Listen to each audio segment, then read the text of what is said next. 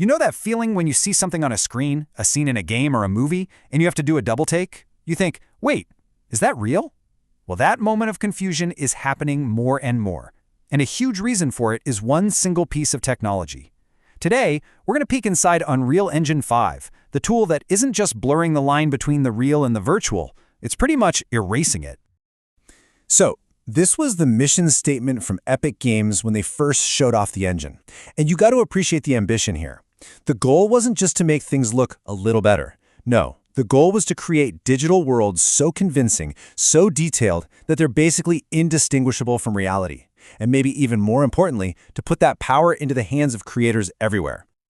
But here's the thing. This promise is about so much more than just prettier graphics. It's really a fundamental shift in how digital worlds are even made.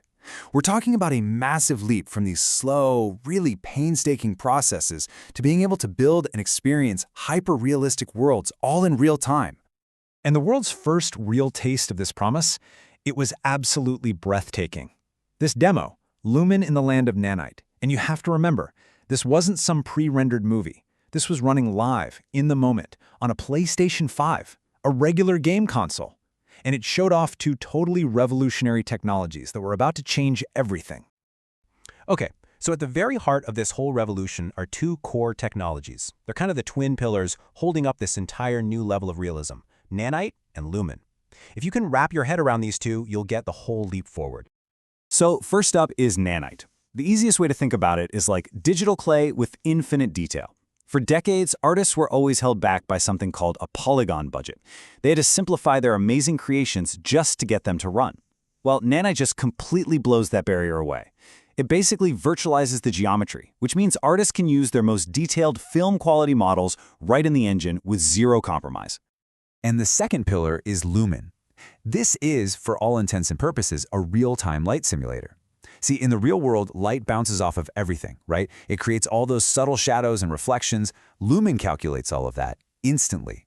So if you move a flashlight or, you blast a hole in a ceiling, the lighting in the entire scene reacts immediately, just like it would in real life. It's incredible. Billions. That's the number of polygons Nanite can juggle in just a single scene, and that is the breakthrough.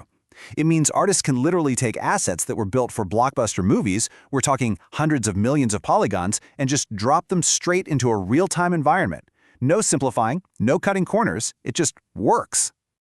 What this does is completely transform the whole creative workflow. The old way was such a bottleneck. Artists would spend ages simplifying their models, then they'd have to bake the lighting, a process that could take hours, sometimes even days. The new way, it's immediate. You just import your highest quality art, and Nanite and Lumen do all the heavy lifting in real time. It's just a massive leap in creative freedom and, honestly, just plain productivity.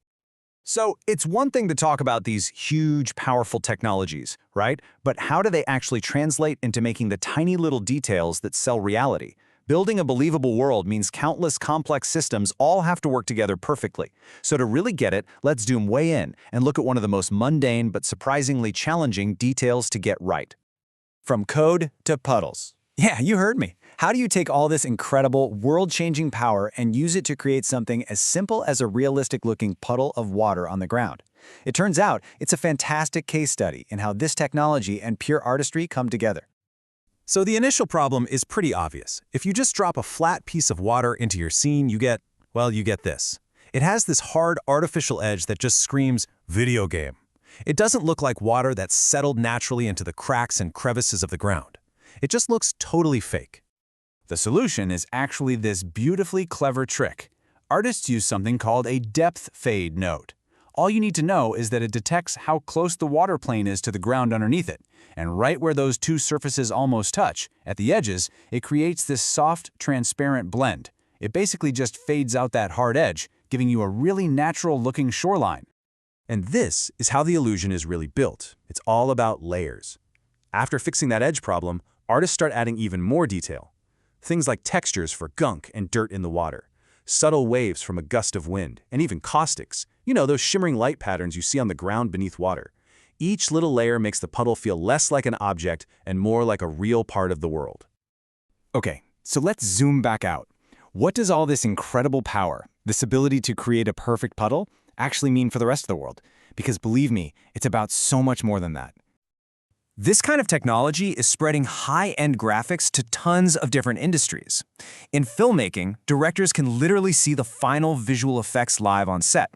For architecture, clients can walk through photorealistic buildings before a single brick has even been laid. And in the auto industry, designers can visualize a car with perfectly simulated paint and reflections, and it's all happening in real time. And this obsession with realism gets ridiculously specific. The engine doesn't just simulate a generic camera. No, it simulates the exact quirks and characteristics of real-world lenses. For example, anamorphic lenses create this distinct oval-shaped blur on lights that are out of focus. Unreal Engine 5 replicates that exact visual artifact perfectly.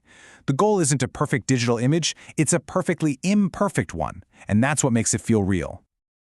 So we are getting very, very close to the point where that line between real and rendered just disappears. And the ultimate question then isn't really about the technology itself, but about what we're all going to choose to build with it. When our virtual worlds become indistinguishable from our own and the only limit is our imagination, what new realities are we going to create?